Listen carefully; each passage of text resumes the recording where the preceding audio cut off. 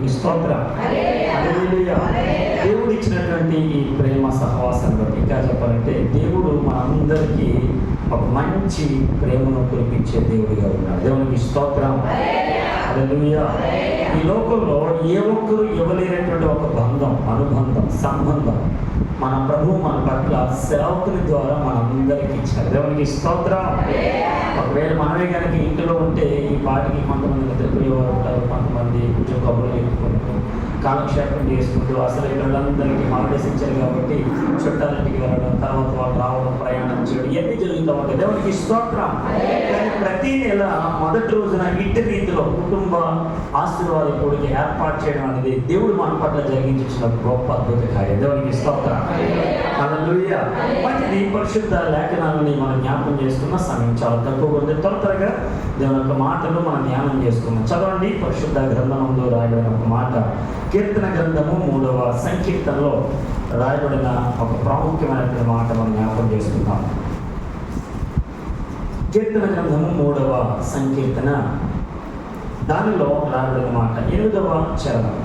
రక్షణ యెహోవాది, రక్షణ యెహోవాది, నీ ప్రజల మీదకి నీ ఆశీర్వాదము వచ్చును గాక. దేవునికి స్తోత్రం.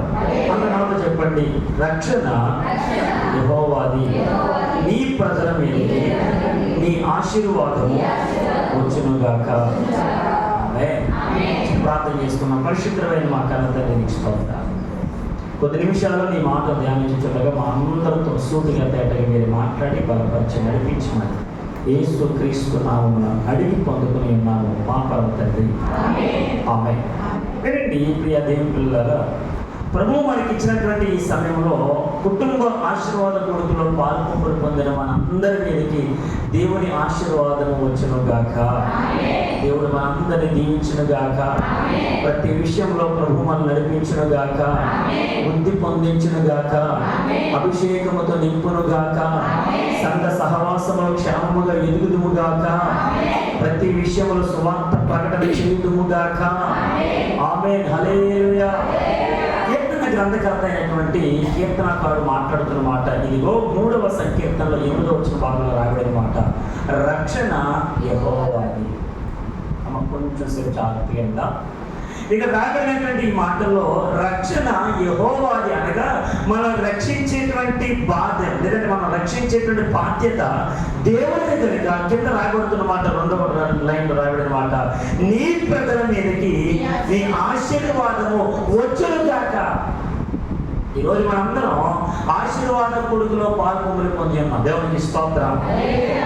హల్లెలూయా. ఇప్పుడు ఆశీర్వాదం రావాలంటే ఎవరివ్వాలి ఆశీర్వాదం? దేవుడివ్వాలి. దేవునికి స్తోత్రం. ఇప్పుడు ఆశీర్వాదం అంటే పైనుంచి ఎలా వస్తారు మన మీదకి? చిన్నప్పుడు సండే స్కూల్లో మనం మాట్లాడుకుంటూ పాట పాడుతూ ఉంటాం, యెహోవా ఆశీర్వాదము ఐశ్వర్యం ఇచ్చును, నరుల కష్టం చేత ఆశీర్వాదము తక్కువగా. దేవునికి స్తోత్రం. లేదంటే ఎక్కువగా. దేవునికి స్తోత్రం. అంటే మనం ఆలోచన చేస్తూ ఉన్నాం. చిన్నపిల్లలు సండే స్కూల్కి వచ్చినప్పుడు అనేకమైనటువంటి పాటలు, వాక్య బోధన, అనేకమైనటువంటి యాక్షన్ సాంగ్స్ మనం నేర్పిస్తూ ఉంటాం. దేవునికి స్తోత్రం. గట్టిగా హల్లెలూయా. పాటలో ఉండే ఇక్కడ ఒక అంతరార్థం, లేదంటే సండే స్కూల్లో నేర్చుకోవడం ఒక పాట ఏంటంటే, ఇదిగో యెహోవా ఆశీర్వాదము కిందకి దిగొస్తుంది, యెహోవా ఆశీర్వాదము పైనుంచి దేవుడు ఇస్తున్నాడు అనేటువంటి సండే స్కూల్ పాట మనం నేర్చుకుని. కానీ ఇక్కడ ఆలోచించేది మా పాట ఏంటంటే, యెహోవా ఆశీర్వాదము ఐశ్వర్యం ఇస్తుంది. దేవునికి స్తోత్రం. గట్టిగా హల్లెలూయా. ఇప్పుడు ఆశీర్వాదం పొందుకోవడానికి మనందరం ఆశ దగ్గరకు వచ్చాం. హల్లెలూయా. ఇంచుమించు 120 దినాలు అనగా గతించినటువంటి 4 నెలలలో అనేకమైనటువంటి ఇబ్బందులలో, ఇరుకులలో, శ్రమలలో, కష్టాలలో, కాటకాలలో మన జీవితాన్ని వెళ్ళబుచ్చామేమో. కానీ ఈ 4 నెలల ప్రభు కాపాడి 5వ నెలలో ప్రభు మనం ఉంచారు. దేవునికి స్తోత్రం. ఈ 5వ నెలలో ఈ 1వ తారీఖున ప్రభు మనతో మాట్లాడుతున్న ఒక మాట మీతో జ్ఞాపకం చేస్తాను. త్వరగా మనం ముందుకు వెళ్తాం. చదవండి. పరిశుద్ధ గ్రంథంలో రాయబడిన మరొక మాట, సామెతల గ్రంథంలో రాయబడిన మాట, స్తోత్ర 17వ అధ్యాయం. సామెతల గ్రంథం 17వ అధ్యాయము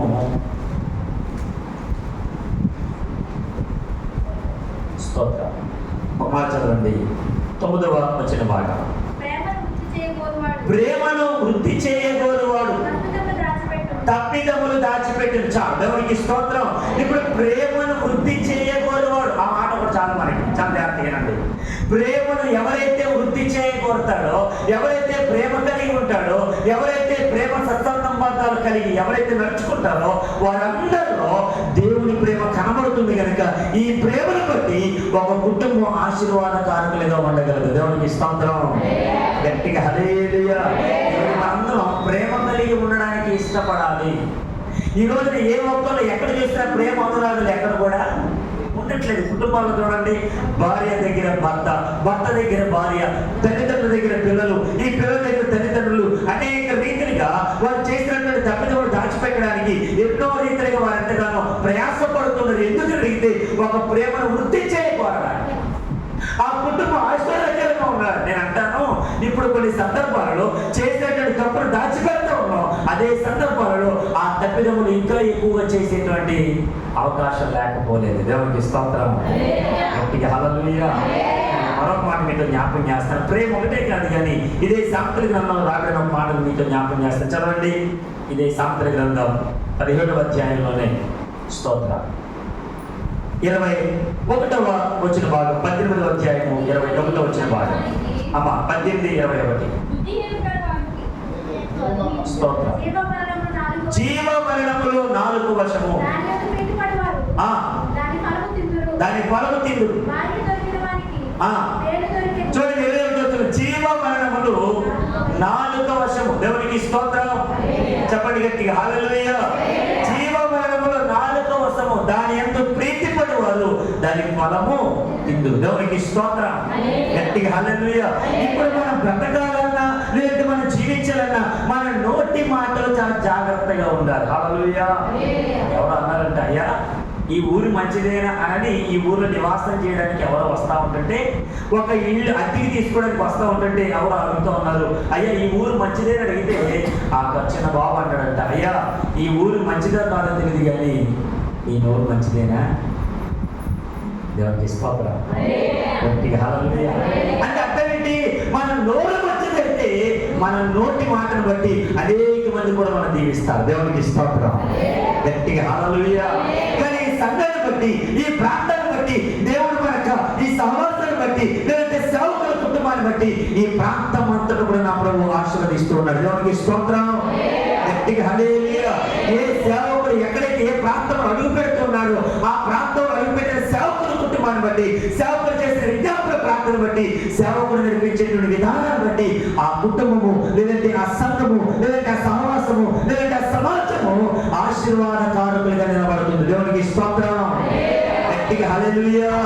ఈ రోజున జీవ మరణములు 4 వశం. మనందరం కూడా బ్రతకడానికి ఇష్టపడతా ఉన్నాం. దేవునికి స్తోత్రం. ఏ ఒక్కరిని చూడండి, ప్రసంగి గ్రంథంలో రాస్తూ ఉంటాడు కదా, ఏ పని చేసినా లాభమే, చెప్పండి లాభమే కలుగును. దేవునికి స్తోత్రం. ఇప్పుడు మన జీవితంలో ఏ లాభము చేసినా అనగా ఏ పని చేసినా లాభాన్ని పొందుకోలేకపోతున్నాం అంటే ఆ లాభాన్ని పొందుకోవడంలో పనిలో చాలా నిమగ్నత కలిగి శ్రద్ధ కలిగి ముందుకు సాగేవారు ఉంటారు. దేవునికి స్తోత్రం. ప్రాముఖ్యమైనటువంటి మాటలు మనం వెళ్ళిపోతున్నాం. చదవండి పరిశుద్ధ గ్రంథంలో రాబడిన ఒక మాట. స్తోత్రం. హల్లెలూయా. ఈ యొక్క 2వ సమూయేలు గ్రంథము 6వ అధ్యాయము 10వ వచన భాగం. 2వ సమూయేలు గ్రంథము 6వ అధ్యాయము 10వ వచన భాగం.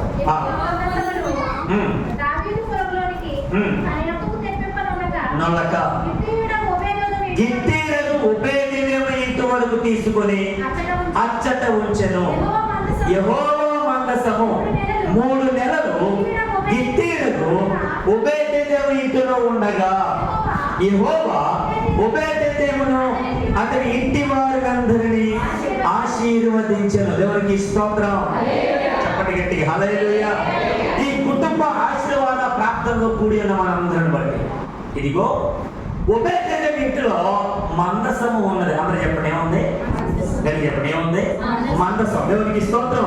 ఇప్పుడు ఈ మందసము ఈ దావీదు రాజు దావీదు మహాపట్టణములకు అతను తీసుకుని వెళ్తుండగా మధ్యలో ఏం జరిగితే వచ్చా ఆ మందసము పడిపోతుంటే తన చేయి చాపి ఆ మందసమును పట్టుకొనగా అక్కడ జరిగినటువంటి సంఘటన బట్టి అక్కడ ఏర్పడినటువంటి ఆ సందర్భంలో వచ్చాను దేవుడు మొత్తగా ఆ వచ్చా చనిపోయిన వెంటనే ఈ దావీదు చేసిన పని ఏంటంటే ఆ దారి మధ్యలో అక్కడ ఒబేదెదోము ఇల్లు ఆ ఇంటి దగ్గర దేవుని మందసాన్ని వదిలిపెట్టి భయక్రాంతుడే అక్కడి నుంచి తన ఇంటికి పారిపోయాడు. దేవునికి స్తోత్రం. గట్టిగా హల్లెలూయా. గమనించదగిన ఒక ప్రాముఖ్యమైన విషయం ఏంటంటే, ఈ దావీదు ఎప్పుడైతే దేవుని మందసాన్ని తీసుకొస్తున్నప్పుడు జరిగిన సంఘటన బట్టి ఆ దావీదు యొక్క తీసుకువచ్చిన ఆ మందసమును అక్కడ వదిలిపెట్టేస్తే ఇతను ఏమీ మాట్లాడకుండా, తన సేవకులు ఏమీ మాట్లాడకుండా అందరూ తన దావీదు మనకు ఆ దావీదు ఇంటిలో అనేకమైనటువంటి పనివాళ్ళు ఆ రాబడినటువంటి వాళ్ళందరూ కూడా వెళ్ళిపోయారు. కానీ దేవుని మందసం అక్కడే ఉంటే ఈ దేవుని మందసాన్ని తీసుకుని వెళ్ళాడు ఓబేదేదోము. దేవునికి స్తోత్రం. గట్టిగా హల్లెలూయా. ఇక్కడ నన్ను మాట్లాడినవండి, దేవుని మాటను బట్టి దేవుని యొక్క మందసము అనబడినటువంటి ప్రాముఖ్యమైనటువంటి ఈ వాక్యాన్ని ఎవరైతే తమ యొక్క జీవితంలోనికి ఆహ్వానిస్తారో, ఎవరైతే తన ఇంటికి ఆహ్వానిస్తారో, ఎవరైతే తన తోటి వారికి తెలియజేస్తారో, ఈ మందసమును బట్టి ఇదిగో ఆ ఓబేదేదోము ఇంటి వారందరినీ కూడా నా దేవుడు ఆశీర్వదించాడు. దేవునికి స్తోత్రం. గట్టిగా హల్లెలూయా. మనల్ని బట్టి ఎదుటి వారికి ఆశీర్వాదం కలగాలి. హల్లెలూయా. ఇక్కడ మాట చెప్తే బాగా వినండి. యాకోబు పారిపోతూ లాబాను గారి ఇంటికి వెళ్ళాడు. ఆమె ఈ లాబాను గారి ఇంటికి వెళ్ళిన తర్వాత తన కుమార్తెలలో రెండవ కుమార్తె అయినటువంటి ఆ రెబెక్కమ్మను క్షమించాలనుకునేటువంటి రాహేలును అతను ప్రేమించి ఆమె కొరకు 7 సంవత్సరాలు కొలువు చేస్తే, ఆ 7 సంవత్సరాలు అయిన తర్వాత మామగారి దగ్గరికి వెళ్ళి, మామ 7 సంవత్సరాలు కొలువు చేశారు కదా, నాకు నీ కుమార్తె నుంచి పెళ్లి చేయండి. వివాహానికి అన్ని సిద్ధం చేశాడు. అన్ని కూడా మొత్తం సిద్ధం చేసి ఈ పెళ్లి టైంకి ఎవరు మార్చేసి అడిగితే పెళ్లి కూతురిని మార్చేశాడు. దేవునికి స్తోత్రం. గట్టిగా హల్లెలూయా. రాహేలుకు బదులుగా ఎవరి నుంచి పెళ్లి చేశాడు? లేయమని పెళ్లి చేశాడు. తర్వాత రాత్రి అంతా అయిపోయింది. ఉదయకారుడు లేచి చూసేసరికి రాహేలుకు బదులుగా లేయ ఉంది. మామ ఏ దినాలు చేస్తావు? నువ్వు చేసిన పని అంటే మామూలు మాట అన్నారు, అయ్యా ఇది మా సాంప్రదాయ ప్రకారంగా పెద్ద కుమార్తెకి మీరు ముందుగా వివాహం చేయాలి, ఆ తర్వాత రెండో కుమార్తె వివాహం చేయాలి, ఇది మా సాంప్రదాయం అంటే. అయితే అంటాడు మామ, అయితే మరొక నా కుమార్తె కొరకు మరొక 7 సంవత్సరాలు కొలువు చేయాలి. చేస్తావా? చేస్తా. ఇదంతా అయిపోయింది. ఇంచుమించు 20 సంవత్సరాలు ఆ లాబాను గారి దగ్గర కొలువు చేస్తే, ఎప్పుడైతే అతను తన ఇంటికి వెళ్ళడానికి ముందుగా మామగారు లాబాను గారి దగ్గరకు వచ్చి మాట్లాడుతున్నాడు, అయ్యా ఇదిగో నేను నీ దగ్గరికి వచ్చి చాలా సంవత్సరాలు అయిపోయింది, నీ దగ్గరికి వచ్చి ఎన్నో ఏళ్ళు అయిపోయింది, నేను మరలా తిరిగి నా ఇంటికి వెళ్ళాలి అని మాట్లాడుతుంటే లాబాను ఒక సాక్ష్యం పలుకుతున్నాడు. ఏమో తెలుసా? నిన్ను బట్టి నీ దేవుడు నన్ను ఆశీర్వదించాడు. నువ్వు ఇంటికి వచ్చే మొదలుకొని, నువ్వు నా ఇంట్లో అడుగు పెట్టి మొదలుకొని, నా దేవుడు అనగా నువ్వు నమ్మేటువంటి నీ దేవుడు నన్ను రక్షించారు, నన్ను ఆశీర్వదించారు, నా బ్రతుకును మృతి చెందించారు. నన్ను ఎంతగానో అనేకమైనటువంటి ఆశీర్వాదాలకు కారణముడిగా నీ దేవుడు నన్ను నిలబెట్టాడయ్యా. ఈ సత్యం నాకు ముందుగానే తెలిసింది. దేవునికి స్తోత్రం. గట్టిగా హల్లెలూయా. ఈ లాబాను ఆశీర్వదించబడడానికి యాకోబు కారకుడయ్యాడు. దేవునికి స్తోత్రం. యాకోబు యొక్క ఇంటి వారందరూ కూడా వృద్ధిలోనికి రావడానికి యాకోబు కారకుడయ్యాడు. దేవునికి స్తోత్రం. ఈ రోజు నిన్ను బట్టి నీ కుటుంబం ఆశీర్వాదం పొందాలి. ఆమె ఇక్కడ చేరి కూడి అంటే మనందరిని బట్టి మన కుటుంబము ఆశీర్వాదానికి వచ్చేదురుగాక, ఆశీర్వాదములకు కారణంగా నిలబడుదురుగాక. ఇప్పుడు మనల్ని బట్టి మన ఇంటి వారు ఆశీర్వాదంగా ఉండాలంటే ముందు మనలో ఏముండాలి? ఇదిగో ఓబేదేదోము అక్కడ వదిలిపెట్టినటువంటి ఆ మనస్సాన్ని తీసుకొచ్చి ఎప్పుడైతే ఇంటిలో బట్టి కానీ ఇంటిలో ఉండేటువంటి ఏ ఒక్కరు కూడా మాట్లాడలేకపోయారు. కారణం ఏంటి తెలుసా? అయ్యా ఏంటి మనస్సాన్ని తీసుకొచ్చి వెళ్ళి ఆ దావీదు తీసుకుని వెళ్ళేటప్పుడు ఆ దావీదు ఎప్పుడైతే తన సేవకులను ఒక సేవకులైనటువంటి వచ్చా దేవుడు సేవకుల కుమారుడు, ఈ కుమారుడైనటువంటి ఆయనే ఆ మనస్సును పడిపోతుంటే అతను పట్టుకోగానే అతను చనిపోయాడు. దేవుడు అతను పొందాడు. ఏంటి పరిస్థితి? ఇప్పుడు ఇంట్లోనే తీసుకోవచ్చు. ఇప్పుడు మన ఇంట్లో ఏదైనా కారణంగా లేదంటే ఏదైనా ఒక సంఘటన జరిగితే మన పరిస్థితి ఏంటి అని ఓబేదేదోము ఇంటి వాళ్ళు ఏ ఒక్కరు కూడా అడగలేదు. దేవునికి స్తోత్రం. భార్య అడిగిందా? పిల్లలు అడిగారా? ఓబేదేదోము ఇంటి వాళ్ళందరూ కూడా ఏమైనా మాట్లాడారా? దేవునికి స్తోత్రం. గట్టిగా హల్లెలూయా. కొన్ని సందర్భాలు చూడండి, ప్రార్థనకి మనం ఇంటి నుంచి బయలుదేరి వెళ్ళేటప్పుడు అప్పుడే ప్రార్థన టైం అయిపోయిందా, బయలు పెట్టేసుకున్నావా, వెళ్ళిపోతున్నావా, నేను రావద్దేంటి, నువ్వు వెళ్ళిపోతావేంటి? ఇక్కడ కూర్చున్న మనమే అంటాం. దేవునికి స్తోత్రం. గట్టిగా హల్లెలూయా. కుమారుడితో ప్రతి దానికి సమయాన్ని ఇస్తాం, కానీ దేవుని మందిరానికి వచ్చినప్పుడు మాత్రం సమయాన్ని పాటించలేదు. ఇందాక లైఫ్లోకి మాటలు కాదు, మన సమయ పాలన చేస్తాం కానీ మనమే లేటికి వస్తున్నాం. ఏంటండి? దేవునికి స్తోత్రం. గట్టిగా హల్లెలూయా. బాగా వినండి. ఇంచుమించు ఈ ఓబేదేదోము ఇంటిలో ఆ దేవుని మందసము ఎప్పుడైతే దేవుని యొక్క సాన్నిధ్యం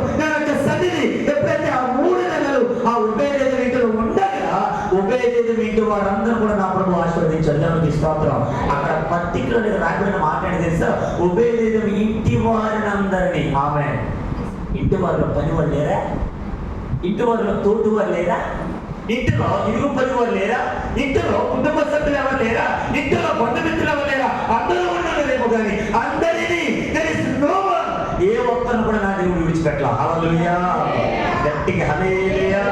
నేను అంటాను, ఈ రోజు మనం ఇక్కడ చేసే ప్రార్థన సంఘమునకు మాత్రమే ఆశీర్వాదం కాదు, కుటుంబానికి మాత్రమే ఆశీర్వాదం కాదు, సమాజానికి కూడా ఆశీర్వాదం కలుగుతుంది. దేవునికి స్తోత్రం. మన ఇంటి ప్రక్కన ఉండేటువంటి వారు కూడా మనం చేసేటువంటి ప్రార్థన బట్టి, దేవుడు మనం ఆశ్రయించే ఆశీర్వాదాన్ని బట్టి వారు కూడా ప్రభు దగ్గరికి వచ్చుదురు గాక, ప్రభుని వెంబడించుదురు గాక, ప్రభును హత్తుకుందురు గాక, మారు మనసు పొందుదురు గాక, రక్షణ పొందుదురు గాక, క్రీస్తులోనికి వచ్చుదురు గాక, వారు కూడా ఆశీర్వాదములకు కారకులుగా ఉందురు గాక. దేవునికి స్తోత్రం. చెప్పండి హల్లెలూయా. ఒకటి, ఈ మందసము ఒబేదేదోము ఇంటిలో ఉండగా ఒబేదేదోము ఇంటి వారందరూ ఆశీర్వదించబడ్డారు. హల్లెలూయా, గట్టి హల్లెలూయా. మాట్లాడగండి, మందసం అంటే ఏంటి? మందసము అంటే ఏంటి? ఆ మందసములో యెహోషువ లేదంటే అక్కడ ఉండేటువంటి కర్ర కానీ, లేదంటే ఆ ఒలివ మొక్క కానీ, అందులో ఉండేటువంటి కొన్ని దేవుని లేఖనములకు సంబంధమైనటువంటి విషయాలన్నీ కూడా ఆ మందసములు పెట్టి, ఆ మందసములకు ఎదురుగా 2 కేరుబులు రెక్కలతో తన ముఖం కప్పుకున్నట్లుగా ఒక చిన్న చిహ్నం అక్కడ కనబడతా ఉంటారు. దేవునికి స్తోత్రం. అనగా ఈ మందసం అనగా దేవుని వాక్యానికి సాదృశ్యం ఉంది. ఈ వాక్యం ఎవరిలైతే ఉంటుందో వారిని బట్టి వారి ఇంటి వారందరూ ఆశీర్వాదం పొందుదురుగాక. దేవునికి స్తోత్రం. గట్టిగా హల్లెలూయా చెప్పండి, హల్లెలూయా. ఒకటి, మందసము మన ఇంటిలో ఉండాలి. ఆమె ఏముండాలి మన ఇంట్లో? వీరువారు ఉంటాయి మన ఇంటిలో. రకరకాల అందంగా చిక్కించుకోబడినటువంటి ప్రతి ఫోటో ఫ్రేమ్స్ అన్నీ ఉంటాయి. మంచిగా 6 అడుగులు ఉండేటువంటి మంచాలు ఉంటాయి, రకరకాలన్నీ, ఒక మంచి చైర్స్ ఉంటాయి, అనేక రకాల అన్ని పోతాయి. కానీ కొంతమంది ఇళ్లలో ప్రార్థనా జీవితం ఉండదు, కొంతమంది ఇళ్లలో వాక్యానుసారమైన జీవితం ఉండదు, కొంతమంది ఇళ్లలో దేవుని కొరకైనటువంటి విజ్ఞాపన లేదంటే దేవుని కొరకైనటువంటి ఆశతో కలిగి బ్రతికేటువంటి కుటుంబీకులు ఉండరేమో. దేవునికి స్తోత్రం. హల్లెలూయా. ఒబేదేదోము ఆ మందసమును ఇంటికి తీసుకురాగానే ఇంటి వారందరూ కూడా దేవుడు వారిని ఆశీర్వదిస్తూ ఉంటుంటే దేవుని యందు ఇంకా ప్రీతి కలిగిన వారుగా, దేవుని యందు ఇష్టం కలిగిన వారుగా వారందరూ ఎదుగుతూ ఉంటుంటే నా ప్రభువు చూసి తట్టుకోలేక ఇంకనూ వారిని ఆశీర్వదిస్తూ ఉన్నాడు. హల్లెలూయా చెప్పండి, హల్లెలూయా. చూడండి, దేవుడు అబ్రాహాముని పిలిచాడు. అబ్రాహాం, నువ్వు లేచి నీ దేశం నుండి, నీ ఇంటి నుండి, నీ బంధువుల యొక్క నుండి ఇక్కడి నుంచి నువ్వు లేచి నేను చూపించే దేశానికి నీ మాట నేను వెంబడిస్తాను, నేను ఒప్పుకుంటాను, నేను నడుస్తాను ప్రభు అని ఎప్పుడైతే అబ్రాహాము దేవుని మాటకు లోబడి లేచి తన భార్య చేయబట్టుగా నడుచుకుంటూ వెళ్ళిపోతా ఉన్నాడు, అబ్రాహాముతో దేవుడు మాట్లాడుతూ ఉన్నాడు. 3వ వచనం 12వ అధ్యాయం ఆదికాండం అన్నాడు కదా, ఇదిగో నిన్ను ఆశీర్వదించే వారిని నేను ఆశీర్వదిస్తాను, నిన్ను దూషించే వారిని నేను శపిస్తాను. దేవునికి స్తోత్రం. గట్టిగా హల్లెలూయా. ఎవరైతే మనం ఆశ్రయిస్తారో అందుకని మా నాన్నగారు ఇప్పుడు కూడా మాట చెప్తుంటారు, ఎవరు ఫోన్ ఎత్తారు కానీ, ఎవరు ఫోన్ చేసినా కానీ, అయ్యగారు వందనాలండి, అమ్మగారు వందనాలండి, దేవుడు మిమ్మల్ని దీవించును గాక. ఆమె గట్టిగా హల్లెలూయా. ఇప్పుడు ఈ మాట చెప్పడం వల్ల మనలో ఉండేటువంటి రూపం ఏమైనా తగ్గిపోతుందండి? నా బ్యాంక్ బ్యాలెన్స్ ఏమైనా తగ్గిపోతుందా? నేను సంపాదించినటువంటి ఆస్తి ఏమైనా కోల్పోతున్నానా? దేవుడు మిమ్మల్ని దీవించునుగా కానీ మాట పలికితే దేవునికి స్తోత్రం. ఒక మాట చూపిస్తున్న చూడండి, ఇది మీరు మీ సంఘంలో వీలైనంత వరకు అలవాటు చేయడానికి కొంచెం ప్రయత్నం చేయండి. రూతు గ్రంథం 2వ అధ్యాయం 4వ వచన భాగం. The book of Ruth chapter number 2 verse 4.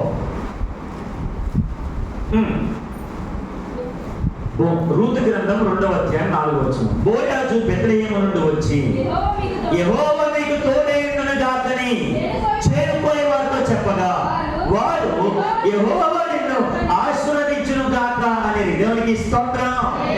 సేవకుడికి నిలబడి యెహోవా మీకు తోడైయుండును గాక అని మిమ్మల్ని అంటే మీరేమనాలి? దేవుడు మిమ్మల్ని ఆశీర్వదించును గాక అని. హల్లెలూయా చెప్పండి, హల్లెలూయా. బోయాజు ఈ చేను కోసేటువంటి వారందరి దగ్గరికి వచ్చాడు. వారిని చూసి అంటున్నాడు, యెహోవా మిమ్మల్ని ఆశీర్వదించును గాక, లేదంటే యెహోవా మీకు తోడైయుండును గాక అనగానే ఆ చేను కోసే వారందరూ కూడా ఒక్క క్షణం లేచి, అయ్యారు దేవుడు మిమ్మల్ని ఆశీర్వదించును గాక అన్నారు. ఆమేన్. చెప్పండి హల్లెలూయా, హల్లెలూయా. ఎప్పుడైతే మా నాన్నగారు ఈ రీతిగా అలవాటు చేశారో, నేను ఫస్ట్ ఈ మాట చెప్పడానికి కొంచెం అభ్యంతర పడ్డాను. చిన్నవాడిని కదా, నేను కూడా దేవుడు మిమ్మల్ని ఆశీర్వదించింది కాకంటే ఎవరికి ఉపయోగం మాట అని చెప్పి కొన్ని సందర్భాలు నేను ఆ మాట అనలేక వెంటనే ఫోన్ ఎత్తినప్పుడు అయ్యో వందనాలండి, అమ్మగారు వందనాలండి ఇలాగే చెప్తూ ఉండేవాడు. కానీ దేవుడు మిమ్మల్ని దీవించిన అన్న మాట నా నోటి నుంచి వచ్చేది కాదు. కానీ మా నాన్నగారు ఆ మాట అంటూ ఉంటున్నప్పుడు దేవుని దగ్గర అడిగా, ప్రభు ఈ మాట నేను అనొచ్చా? చిన్నవాడి కదా అంటే ఎవరికైనా ఉపయోగం కలుగుతుందని ఆ మాట ద్వారా దేవునికి స్తోత్రం, గట్టిగా హల్లెలూయా. కానీ నేను అంటాను, ఎప్పుడైతే ఒక వ్యక్తికి లేదా ఒక పాస్టర్ గారికి లేదా ఒక సేవకుడు కావచ్చు లేదా ఒక విశ్వాసి కావచ్చు ఎవరికి ఫోన్ చేసినా వెంటనే అయ్యారు వందనాలండి, దేవుడు మిమ్మల్ని దీవించును గాక ఆ మాట చెప్పినప్పుడు వెంటనే వారందరూ మరలా తిరిగి అయ్యా దేవుడు మిమ్మల్ని కూడా దీవించును గాక. చెప్పండి హల్లెలూయా, హల్లెలూయా. ఉపకారానికి ప్రతి ఉపకారం చేసేవారు ఉండాలి. దేవునికి స్తోత్రం, గట్టిగా హల్లెలూయా. ఇప్పుడు ఈ రోజుల్లో దేవుడు మిమ్మల్ని దీవించింది కాకంటే మనకంటే వాళ్ళు ఎక్కువ దీవిస్తాడేమో అని చాలా మంది చెప్పడం మానేస్తా ఉన్నారు, పలకడం మానేస్తున్నారు. చెప్పాలి మనం ఆ మాట. దేవునికి స్తోత్రం. మొదటి విషయం మనం జ్ఞాపకం చేసుకున్నాం. ఒకటి, ఒబేదెదోము ఇంటిలో మందసము ఉండగా అతని ఇంటి వారందరూ కూడా ప్రభు ఆశీర్వదించాడు. ఆమె రెండో విషయంగా మనం వెళ్ళిపోతున్నాం. చదవండి ఇదే మాట. అదే మొదటి దినవృత్తాంతాల గ్రంథం, మొదటి దినవృత్తాంతాల గ్రంథం 13వ అధ్యాయం 14వ వచన మాట. దేవుని మందసము ఒబేదెదోము ఇంటిలో అతని కుటుంబం వద్ద 3 నెలలు ఉండగా యెహోవా ఒబేదెదోము ఇంటి వారిని అతని సొంతింటిని ఆశీర్వదించెను. ఏమని రాస్తున్నాడంటే అక్కడ 13వ అధ్యాయం 14వ వచనంలో, ఇదిగో దేవుని మందసము ఒబేదెదోము ఇంటిలో ఉండగా అతని కుటుంబము వద్ద 3 నెలలు ఉండగా యెహోవా ఒబేదెదోము ఇంటి వారిని అతని సొత్తంతటిని ఆశీర్వదించారు. దేవునికి స్తోత్రం. చెప్పండి బిగ్గరగా హల్లెలూయా. ఏం చేశాడంటే అతని ఇంటి వారినే కాదు, అతని సొత్తంతటిని, సొత్తంటే అర్థం ఏంటి? హక్కుదారులు. ఆమె హల్లెలూయా. ఇప్పుడు కుమారుడు హక్కుదారుడు, కుమార్తె హక్కుదారులు. ఎప్పుడైతే ఈ కుమార్తెకి ఒక వయసు వచ్చిన తర్వాత వివాహం చేస్తే ఈ కుమార్తె వాడి కుమార్తె వాడి ఇంటి పేరు వస్తారు. దేవునికి స్తోత్రం. ఇప్పుడు సొంతంగా మన ఇంటి పేరుతో ఎవరైతే ఉన్నారో వాళ్ళు ఏదైతే ఆశ కలిగి ఉన్నారో ఆ సొంతంతటిని కూడా నా ప్రభు యొక్క ఒబేదెదోము ఇంటిలో ఉన్న తన సొంతంతటిని నా ప్రభు ఆశీర్వదించాడు. దేవునికి స్తోత్రం, గట్టిగా హల్లెలూయా. ఇక నన్ను మాట్లాడినామండి, నువ్వు ఏ సొత్తు కలిగి ఉన్నావు? యెహోవా నా సొత్తు అని పరగలుగుతున్నావా? దేవుడు నా సొత్తు అని చెప్పగలిగిన వారికి ఉన్నామా? దేవుడికి స్తోత్రం. ఒక మాట మీతో చూపిస్తాను. రెండవ విషయంలో మనం వెళ్తా ఉన్నాం. చదవండి యెహెజ్కేలు గ్రంథం 44వ అధ్యాయము 30వ వచన భాగం. యెహెజ్కేలు గ్రంథం 44వ అధ్యాయము 30వ వచన భాగం. మొదటిది, మందసము ఉంటే మన కుటుంబము ఆశీర్వాదకరంగా ఉంటుంది. రెండవ చూడండి, యెహెజ్కేలు గ్రంథం 44వ అధ్యాయం 30వ వచన భాగం. మీ ప్రతిష్ట అర్పణములన్నిటిలోనూ తొలుచులు వాటన్నిటిలోనూ మొదటవియు, ప్రథమ ఫలములన్నిటిలోనూ మొదటవియు యాజకులగును మీ కుటుంబములకు ఆశీర్వాదము కలుగునట్లు మీరు ముందుగా పిసికిన పిండి ముద్దను యాజకులకు ఇవ్వలేను. దేవునికి స్తోత్రం. మా దగ్గర ఉన్నారా? ఒకసారి చూడండమ్మా, సెవెన్ చేతులు పైకి ఎత్తండి, గట్టిగా ఎత్తండి. ఇప్పుడు చెప్పండి బిగ్గరగా, గట్టిగా హల్లెలూయా, హల్లెలూయా. నా వైపు చూడండి అమ్మా. కొంతమంది అటు ఇటు చూసి వాడుతూ నవ్వుతూ ఉన్నారు. దేవునికి స్తోత్రం, హల్లెలూయా. నవ్వడం మంచిదే. ఆమె ప్రసంగి గ్రంథం 7వ అధ్యాయం అంటాడు కదా, నవ్వడం మంచిదే. దేవునికి స్తోత్రం. ఒక మాట మీతో జ్ఞాపకం చేసి త్వరగా ముగిస్తాను. మొదటిది, మందసము మన ఇంటిలో ఉండాలి. చెప్పాలి, ఏముండాలి? ఏముండాలి? మందసం మన ఇంట్లో ఉంటే మనం ఏం చేస్తాం? ఆశీర్వదించబడు. చెప్పండి అందరు గట్టిగా. ఇప్పుడు ఆశీర్వాదం రావాలంటే మన ఇంట్లో ఏముండాలి? బ్యాంక్ బ్యాలెన్స్ గా. దేవునికి స్తోత్రం. ఆశీర్వాదకారులుగా ఉండాలంటే మందసం ఉండాలి. రెండు, ఇక్కడ మాట్లాడుతున్నమాట యెహెజ్కేలు ప్రవక్తతో దేవుడు తన ప్రజలైనటువంటి ఇశ్రాయేలు ప్రజలతో మాట్లాడుతున్నమాట. మీ కుటుంబములకు ఆశీర్వాదము కలుగునట్లు. ఆమె ఇదే కూడిక, కుటుంబ ఆశీర్వాద కూడిక. మన కుటుంబములకు ఆశీర్వాదం రావాలి అంటే మనం ఏం చేయాలి? మీరు ముందుగా పిసికిన పిండి ముద్దను యాజకులకి ఇవ్వలేదు. దేవునికి స్తోత్రం. హల్లెలూయా. అంటే మనలో మనం ఏదైతే ఏ పని అయితే ప్రారంభిస్తున్నామో ఆ పనిని బట్టి వచ్చినటువంటి ప్రతి దానిలో దేవునికి మొదటిగా తీసేయాలి. దేవునికి స్తోత్రం. మొదటిగా దేవునికి అర్పించాలి. హల్లెలూయా, గట్టిగా హల్లెలూయా. ఇప్పుడు మనం మాట్లాడగలమండి. ఏలియా ఎప్పుడైతే అహాబు రాజుతో ఆయన ఒక ప్రమాణం చేసి ఆయన ఒక ఉడంబడిక చేసి ఆ అహాబుతో మాట్లాడుతున్న వాటి ఇదిగో 3.5 సంవత్సరాల వరకు నా దేవాంత దేవుడు చెప్పిన ఒక మాట నీతో చెప్తున్నాను. 3.5 సంవత్సరాల వరకు వర్షం భూమి మీద పడవదు, పంట లేదంటే పొలము దాని పంటనివ్వదు, దాని ఫలమునివ్వదు అని ఎప్పుడైతే దేవుని వాక్కును బట్టి ప్రవక్త చెప్పిన మాటను బట్టి ఆయన వెళ్ళిపోతా ఉంటుంటే కేరీతు వాగు దగ్గర ఇంచుమించు ఆ కేరీతు వాగులో ఉండేటువంటి నీళ్లు ఇంకిపోయేంత వరకు అయిపోయేంత వరకు అక్కడే ఉండమన్నారు దేవుడు ఏలియా ప్రవక్తని. అక్కడే ఉన్నాడు. కాకోలముల చేత అతనికి ఆహారాన్ని పంచిపెట్టాడు. ఆహారాన్ని తీసుకొచ్చి అతని కడుపు నింపాడు. కేరీతు వాగులో ఉండేటువంటి నీరు తాగుతూ ఉన్నాడు. అంత అయిపోయింది. అక్కడి నుంచి ప్రభు అనేకమైనటువంటి ప్రాంతం నడిపిస్తూ ఉన్నాడు. నడిపిస్తుంటే ఎక్కడికి వెళ్ళాడంటే సారేపతు గ్రామానికి వెళ్ళాడు. దేవునికి స్తోత్రం.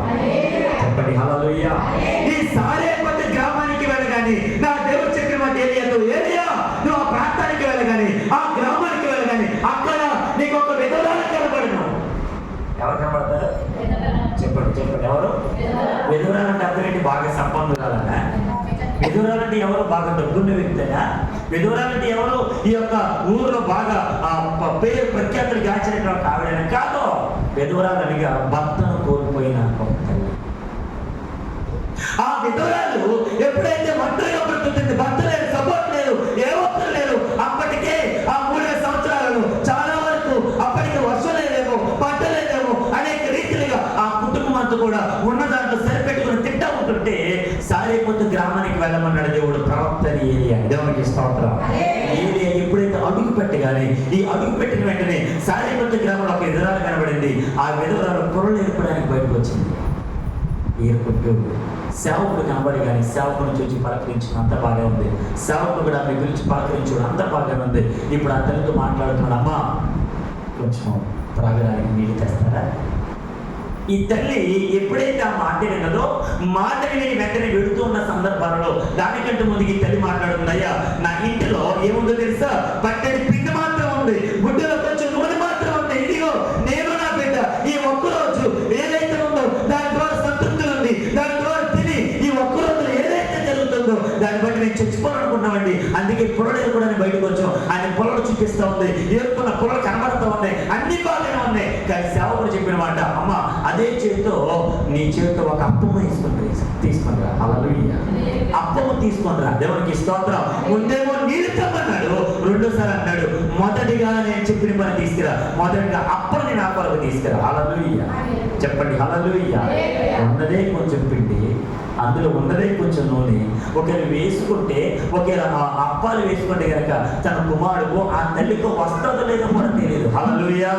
కానీ సేవకుడు చెప్పిన మాట ప్రకారంగా ఆ తల్లి ఏం చేస్తుందంటే మొదటిగా ఆ ఉన్న దాంట్లోనే ఏదైతే దేవుని సేవకుడు చెప్పాడో ఆ మాటను బట్టి ఆ ఉన్న దాంట్లోనే మొదటిగా అప్పము చేసి సేవకుడైనటువంటి ప్రవక్త అయినటువంటి ఏలియా దగ్గరికి తీసుకురాగానే ఆ ఏలియా తిరిగిన తర్వాత వెంటనే తన ఇంటిలో వర్షం కురిసేంత వరకు 3.5 సంవత్సరాల వరకు తొట్టులో ఉన్న పిండి అయిపోలేదు, బుడ్డులో ఉండేటువంటి నూనె అవలో. ఎందుకో తెలుసా? మొదటిగా దేవుని సేవకుడికి ఇచ్చినప్పుడు. హల్లెలూయా. అంటాను దేవుని సేవకుడికి ఇస్తున్నామంటే దేవునికి ఇస్తున్నామని ఎహెజ్కేలు గ్రంథకర్తతో ఇదిగో దేవుడైనటువంటి ఈయన మాట్లాడుతున్నమాట. ఇదిగో మీరందరూ కూడా మీ కుటుంబములకు ఆశీర్వాదం కలగాలంటే మొదటిగా నా సేవకుడికి ఇవ్వండి. మొదటిగా నా సేవకుని సన్నిధానంలో పెట్టండి. దేవునికి స్తోత్రం. నా సేవకుడు మిమ్మల్ని ఆశీర్వదిస్తాడు. దేవునికి స్తోత్రం. గట్టిగా హల్లెలూయా. చాలా మంది సేవకుల దగ్గరికి వచ్చి ప్రార్థన చేసుకుంటారు. దేనికి? వాళ్ళు ఆశీర్వదించబడాలని, వాళ్ళు బాగుండాలని, వాళ్ళు మంచిగా ఉండాలని, వాళ్ళ జీవితంలో ఎదగాలని, హెచ్చింపు పొందాలని, ఇంకొక దేవుని సేవలో ఒక అడుగు ముందుకేయాలని దేవుని సేవకుల దగ్గర వచ్చి ప్రార్థన చేసినప్పుడు సేవకుడు అంటాడు, దేవుడు మిమ్మల్ని దీవించును గాక. ఆమేన్. అంటే దేవుని సేవకుడు మిమ్మల్ని దీవిస్తున్నాడంటే దేవుని సేవకులు ఉన్న నా దేవుడు మిమ్మల్ని దీవిస్తున్నాడు. హల్లెలూయా. చెప్పండి హల్లెలూయా. రేపటి మొదటిది మందసము మన ఇంటిలో ఉంటే మనకు ఆశీర్వాదం. 2 దేవుని మాట మనం వింటే మనలో ఆశీర్వాదం. హల్లెలూయా. మన కుటుంబానికి ఆశీర్వాదం. హల్లెలూయా. మన జీవితానికి ఆశీర్వాదం. హల్లెలూయా. మన సంఘానికి ఆశీర్వాదం. హల్లెలూయా. మన సమాజానికి ఆశీర్వాదం. హల్లెలూయా. మనసు ఉండాలి. అదే సమయంలో దేవుని మాటకు మనం లోబడాలి. హల్లెలూయా చెప్పండి, హల్లెలూయా. చివరిగా ఒక మాట మీతో జ్ఞాపకం చేసి నేను ముగిస్తాను. చదవండి, పరిశుద్ధ గ్రంథంలో రాయబడిన ఒక మాట. స్తోత్రం. ఎఫెసీ పత్రిక 1వ అధ్యాయం 3వ వచన భాగం. అదే సమయంలో 1 పేతురు పత్రిక 3వ అధ్యాయం 9వ వచన భాగం. మొదటిగా ఎఫెసీ పత్రిక. మన ప్రభు అయిన యేసుక్రీస్తు యొక్క తండ్రి దేవుడు స్తుతింపబడును గాక. ఆయన క్రీస్తునందు పరలోక విషయములలో ఆత్మ సంబంధమైన ప్రతి ఆశీర్వాదమును మనకు అనుగ్రహించిన దేవునికి స్తోత్రం. ఇప్పుడు భూలోక సంబంధమైన ఆశీర్వాదాల వరకు మనం 2 నేర్చుకున్నాం. ఇప్పుడు 3వది ఏంటంటే పరలోక సంబంధమైన ఆశీర్వాదం. హల్లెలూయా. ఏంటి ఆ ఆశీర్వాదం అంటే యేసు ప్రభువే మన కొరకు బలి అర్పణగా మారిపోయాడు. అది ఆశీర్వాదం. హల్లెలూయా. యేసు ప్రభువే మన కొరకు తన శిలువ మ్రాను మీద ఆయన చివరి వరకు రక్తాన్ని చెందించాడు. అది మనకు ఆశీర్వాదం. హల్లెలూయా. ఇప్పుడు మన కుటుంబం ఆశీర్వాదకరంగా ఉండాలంటే శిలువలో వేలాడవేయబడినటువంటి, శిలువలో మన కొరకు రక్తం చెందించినటువంటి, శిలువలో మన కొరకు ప్రాణత్యాగం చేసినటువంటి ఆయన వైపు చూస్తే ఆత్మ సంబంధమైనటువంటి ఆశీర్వాదాలు ప్రభు మనకు కురిపించాడు. అదే మొదటి రాకడలో నా యేసు ప్రభు మన కొరకు చేసిన ఆ బలి అర్పణ ఇప్పుడు 2వ రాకడలో రాబోతున్నాడు. వచ్చిన నా యేసు దగ్గర ఎవరైతే ఆయన ఎదుట నిలబడుతున్నారో, ఎవరైతే సిద్ధపడి ఆయన ఎదుట నిలబడగలుగుతున్నారో వారందరూ కూడా ఆత్మ సంబంధమైనటువంటి ఆశీర్వాదాలతో నా ప్రభు నింపబోతున్నాడు. దేవునికి స్తోత్రం. హల్లెలూయా. ఆశీర్వాదం అంటే 3 తెలుసా? పరలోకానికి మనం ఎత్తబడడం. ఆమేన్. గట్టిగా హల్లెలూయా. ఎంత భక్తి చేసి, ఎంత వాక్యాన్ని విని, ఎంత ప్రార్థనా జీవితంలో ఎదిగి అనేకమైనటువంటి కూడికలో పాల్గొనబడిన మనందరం దేవునికి 2వ రాకడలో విడవబడితే మనకంటే దౌర్భాగ్యులు ఉండలేమోనని ఆయన మన కొరకు చనిపోయాడు. హల్లెలూయా. చనిపోయిన యేసు 3వ రోజున తిరిగి లేచాడు. హల్లెలూయా. ఆయన పునరుద్ధరణయ్యాడు. అది ఆత్మ సంబంధమైన ఆశీర్వాదం మనందరం పొందుకోవాలి. ఒక రోజు మనం మరణిస్తాం, ఒక రోజు మనం సమాజంలో పెట్టబడతాం, ఒక రోజు మనందరం కూడా నిద్రిస్తున్న మనందరినీ నా ప్రభు లేవనెత్తుతున్నాడు. మనందరినీ మహిమా స్వరూపులుగా నా ప్రభు చేయబోతూ ఉన్నాడు. దేవునికి స్తోత్రం. గట్టిగా హల్లెలూయా. ఇక్కడ అన్నాడు, మన ప్రభు అయిన యేసుక్రీస్తు యొక్క తండ్రి దేవుడు స్తుతింపబడును గాక. ఆయన క్రీస్తునందు పరలోక విషయములలో ఆత్మ సంబంధమైన ప్రతి ఆశీర్వాదం, ఒకటే కాదు ప్రతి ఆశీర్వాదం. హల్లెలూయా చెప్పండి, హల్లెలూయా. అవన్నీ కూడా ప్రభు మనకు ఆశీర్వదిస్తాడు. హల్లెలూయా. వాటన్నిటిని అనుగ్రహిస్తాడు. చివరిగా ఒక మాట మీ కింద జ్ఞాపకం చేస్తాం. 1 పేతురు పత్రిక 3వ అధ్యాయం 9వ వచనం. ఆశీర్వాదమునకు వారసులకు మీరు పిలువబడితే చాలు. చెప్పండి, మనం ఎందుకు పిలువబడ్డాం? ఆశీర్వాదమునకు వారసులుగా ఉండడానికి. హల్లెలూయా చెప్పండి, హల్లెలూయా. మనందరం వారసులం. హల్లెలూయా. దీనికి ఆశీర్వాదానికి వారసు. ఆశీర్వాదం అనగా యేసు ప్రభు మనకి ఆశీర్వాదం, ఆయనకు వారసులం మనం. ఆమేన్. గట్టిగా హల్లెలూయా. ఎవరంటారు, బాబు నువ్వు ఎవరు కొడుకు అంటే, ఇదిగో పలానా వ్యక్తినండి, మా నాన్నగారండి, ఇదిగో మా నాన్నగారు తాతగారు మా దగ్గర అవుతారండి, నేను ఆయన వారసుని అంటే కదా. అలాగే మనం క్రీస్తుకు వారసులం. హల్లెలూయా. రాబోతున్నటువంటి 2వ రాకడలో రాబోతున్న యేసుక్రీస్తు ప్రభు వారికి మన వారసులం, ఆశీర్వాదములకు వారసులం, పరలోకాన్ని స్వతంత్రించుకోబోయేటువంటి వారసులం. దాని కొరకే మనం పిలవబడ్డాం. హల్లెలూయా, హల్లెలూయా. మనం ఆశీర్వాదం పొందుకుంటే ప్రతి ఒక్కరు కూడా చూసి, ఎవరే ఈ ఆశీర్వాదం ఎలా వచ్చిందిరా, ఎవరు నీకు ఇటువంటి అనుగ్రహించారు, ఏ రీతిగా వచ్చింది అడిగితే మనం చెప్పాలి, ఇదిగో పలానా సహవాసం, పలానా చర్చికి నేను వెళ్ళానురా, ఆ సేవకుడు మా కొరకు ప్రార్థన చేశాడురా, మా యేసు ప్రభు మమ్మల్ని బ్రతికించాడురా, మా యేసు ప్రభు ఒక ఆశీర్వాదం ఇచ్చాడురా, ఆయన ఒక్కడే మమ్మల్ని అంతగా దీవించాడు అని చెప్పగలిగిన వారమై మన కుటుంబం ఉండును గాక. హల్లెలూయా. చెప్పండి, 2 విషయాలు చెప్పుకున్నాం, 3 విషయాలు చెప్పుకున్నాం. 1, మందసము మన ఇంటిలో ఉంటే మనకి ఆశీర్వాదం. 2, దేవుని మాటను బట్టి మనం పొందుకున్న వాటన్నిటిలో ప్రథమ ఫలము ఎప్పుడైతే దేవుని సేవకులకి లేదంటే సంఘములు మనం అర్పిస్తామో దేవుని మాటను బట్టి మనకు ఆశీర్వాదం. హల్లెలూయా. 3, పరలోక ఆశీర్వాదము. హల్లెలూయా చెప్పండి, హల్లెలూయా. ఆశీర్వాదం మనకు వారసులు అవ్వడానికి పిలువబడ్డం కనుక ఈ పిలుపును మనకు మరణ పర్యంతం వరకు ఆ పిలుపు కొరకు లోబడే వారికి ఉందాం, ఆ పిలుపు కొరకు ఎదురు చూచే వారికి ఉందాం, ఆశీర్వాదాన్ని పొందుకుందాం. మందస్థానం మనింటిలో పెట్టుకునే వారిగా, మాటను మన హృదయంలో ఉంచుకునేటువంటి వారిగా, పరలోకం కొరకు ఎదురు చూసే వారిగా ఎవరైతే ఉండగలుగుతారో వారికి ఆశీర్వాదన ప్రభు ఇవ్వబోతున్నాడు. అట్టి ఆశీర్వాదము దీవెన ప్రభు మనందరికీ ఇచ్చును గాక, ఆశీర్వదించును గాక, నడిపించును గాక, సేవకుల కుటుంబములు ఇంకను అనుదినము ప్రభు హెచ్చించును గాక. ఆమె ప్రభు ఈ మాటలు మన వెనుకలలో ఫలాభివృద్ధి జరిగించును గాక. ఆమె హల్లెలూయా. చక్కటి అవకాశం కల్పించినటువంటి మా ప్రియులు దేవుని దాసులు అన్నగారికి వారి కుటుంబానికి చేరవచ్చిన సంఘ బిడ్డలైన మీ అందరికీ నా నిండు వందనాలు తెలియజేస్తున్నాను. దేవుడి మాట మన వెనుకలో దీవించును గాక. థాంక్యూ.